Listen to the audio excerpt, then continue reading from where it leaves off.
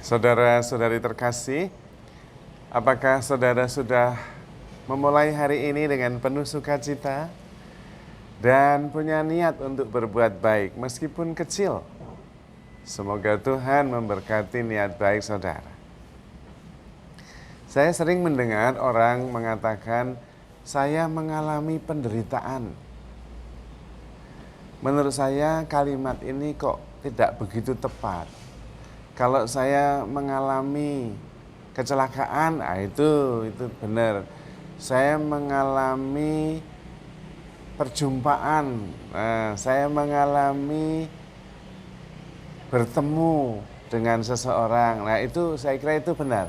Tapi kalau saya mengalami penderitaan, penderitaan itu ketemunya di mana? Bagaimana saya bisa mengalami penderitaan itu? Kalau mengalami jatuh, itu benar. Kalau mengalami loncat, itu juga benar. Karena sesuatu yang memang dialami, real.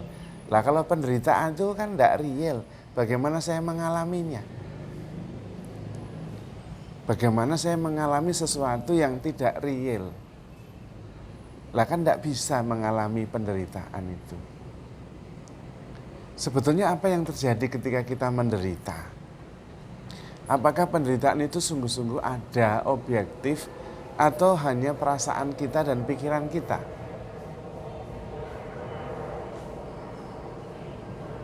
Menurut saya penderitaan bukan sesuatu real yang bisa kita alami. Enggak bisa kayaknya.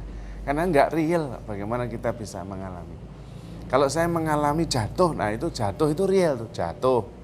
Gitu tuh real. Tapi kalau mengalami penderitaan, penderitaan itu gimana? Wujudnya kayak apa kita nggak tahu. Bagaimana bisa mengalaminya?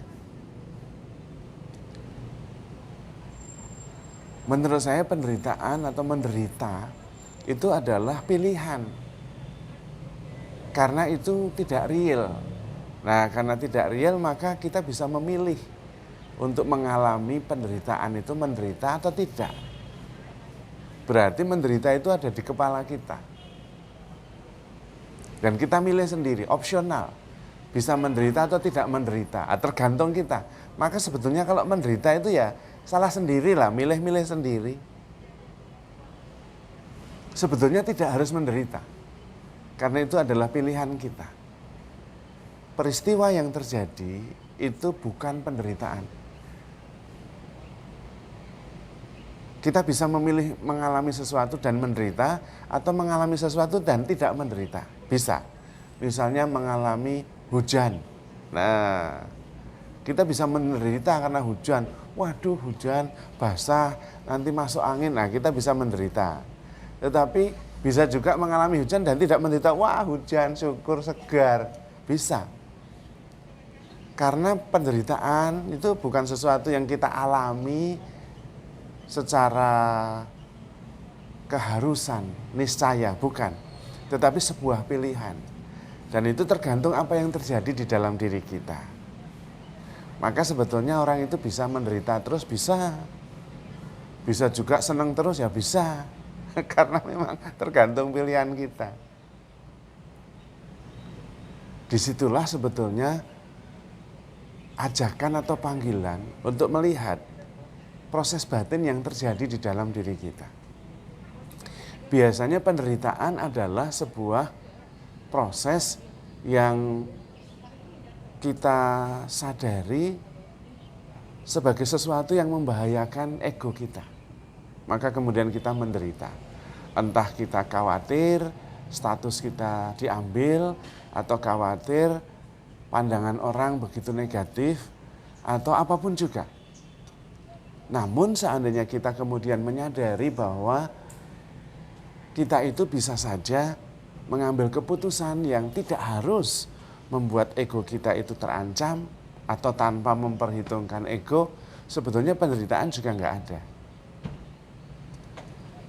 Kita mengalami saja setiap peristiwa dan kemudian dengan ikhlas, dengan sadar mengalami setiap peristiwa sebagai anugerah yang kita syukuri, apapun itu.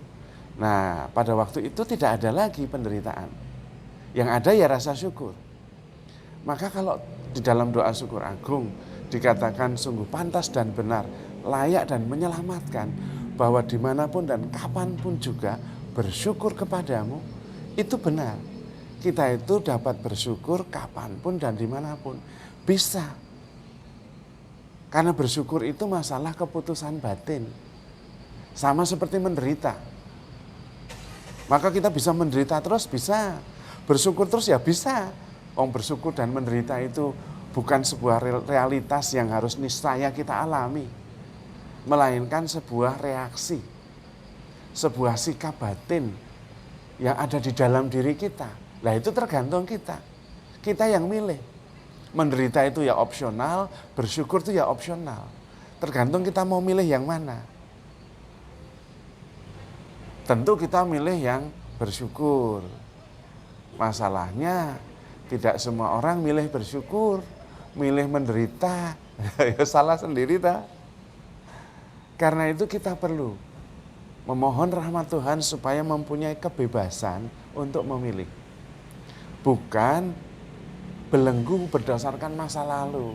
Kalau saya mengalami begini, saya menderita.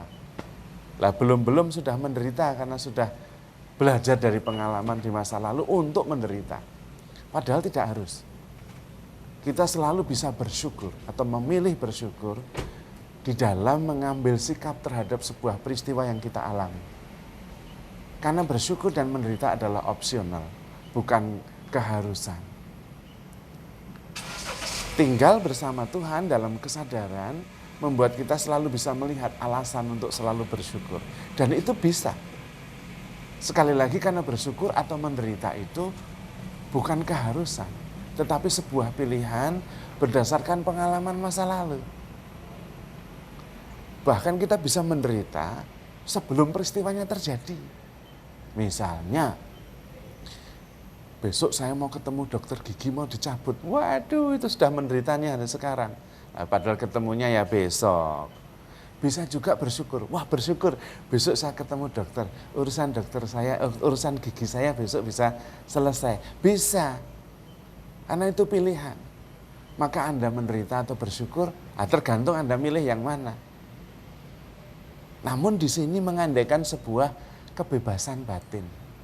Ada orang yang tidak bebas, terbelenggu oleh masa lalu, sehingga keputusan-keputusan sekarang dipengaruhi oleh pengalaman masa lalu.